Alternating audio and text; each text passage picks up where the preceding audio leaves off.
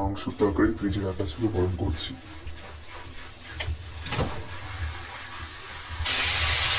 গরম করে নিচ্ছি মাংসের তরকারিটা রাইস। বন্ধুরা দেখো, তারপরে খাবো। দুপুরবেলা খেতে বলবো। দেখো গরম হচ্ছে, অনেকটাই গরম হয়ে গেছে। এবার নামিয়ে নেব। বন্ধুরা দেখো, খেতে বসছি দুপুরবেলা। ভাত আছে,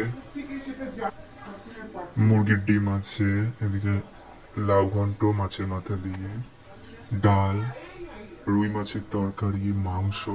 চলো খাওয়া যাক। বন্ধুরা দেখো,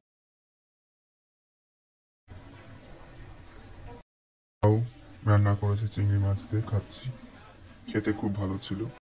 হচ্ছে এখন দেখো, ডাল দিয়ে আর ডিম সিদ্ধ দিয়ে খেতে খুব ভালো লাগছে। দেখো বন্ধুরা, মাছের ঝোল পেঁপে দিয়ে রান্না করেছে, রুই মাছ খাচ্ছি।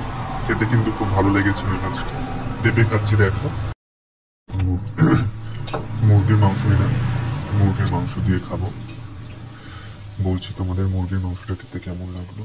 মুরগির মাংসটা খেতে কিন্তু খুব ভালো লাগলো।